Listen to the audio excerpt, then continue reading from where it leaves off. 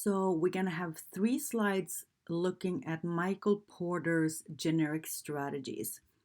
So the viewpoint or the foundation for this is that when we're an organization, we are a company, we are not able to do everything. We just don't have the bandwidth to do everything we want and pursue every opportunity that exists in our environment. So we have to focus. We have to focus our energy, and so we need to have a very focused strategy. And this means we have strategy as trade offs. We are choosing between things that we might want to do. So, Michael Porter, our strategy guru from Harvard, suggested that there are 2 dimensions that companies can compete on. And these are the broad general dimensions. So, he talks about competing on competitive advantage. That's this one, right? So, where do you get your competitive advantage? It can be through cost, low cost. We also call that cost leadership. So you're the leader in the low cost area or business. Or you can have a source of competitive advantage through differentiation, meaning you provide something unique to the customer that they are willing to pay for. So you're not necessarily selling things cheap here, but you're selling quality. So a quick example obviously would be, and there are examples, some of these that I'm raising right now on the next slide. Cost leadership in retail would be Walmart. So they are a cost leader. And in differentiation, we're still selling retail, we're still selling clothing and other items, but for differentiation is Nordstrom. And they are selling based on the service that they have.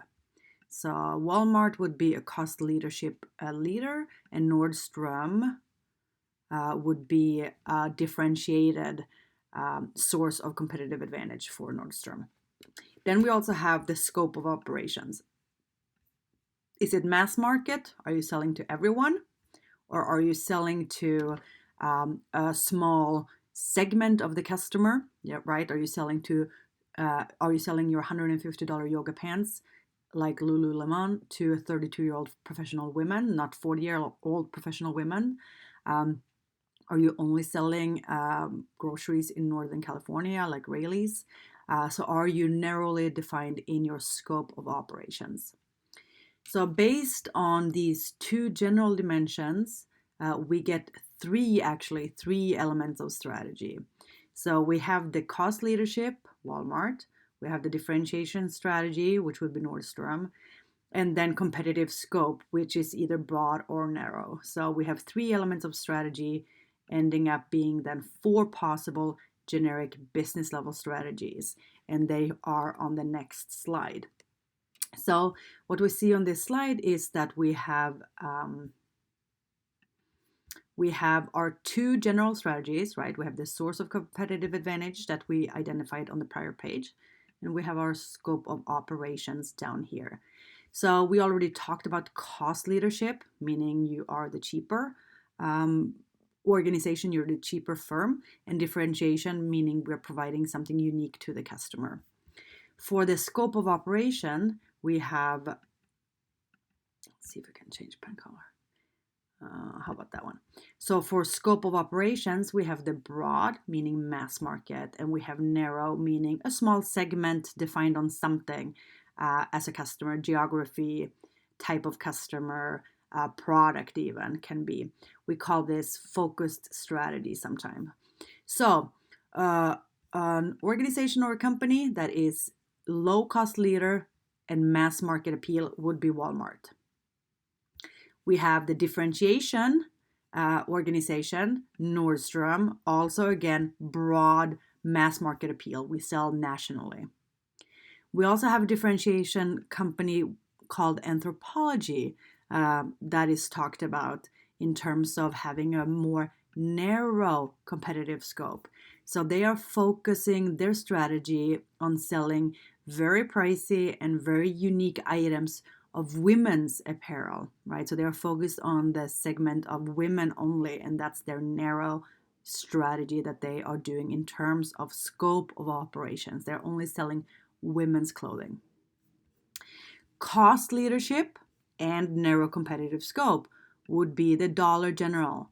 Unlike Walmart that sells everything to everybody, the Dollar General does not offer a full array of consumer goods. They have a smaller set of goods that they're selling, but again, they are priced low so that they are cheaper.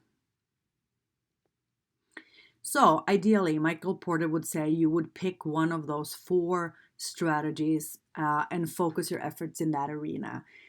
If you don't pick one of the four, we call it straddling. You're straddling positions, you're not focused, maybe you're a little bit stuck.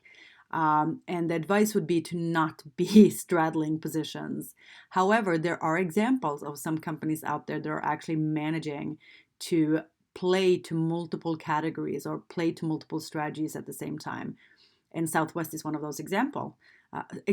They are a low-cost leader in the airline industry, in the travel industry, and they're also offering unique focuses in the sense that they have a very unique or differentiated culture, so that the service that they provide is very unique, kind of like Nordstrom, a high level of service. And they provide other things that other airlines are not able to fully pursue or fully offer as well. So Southwest keeps coming back in our discussions as a case study of doing things very, very right. So for your continued reflection and thinking around this, right? So why do we have strategic focus and why do we need it? Why is it important to be focused in your strategy? What are Porter's three generic strategies as discussed here?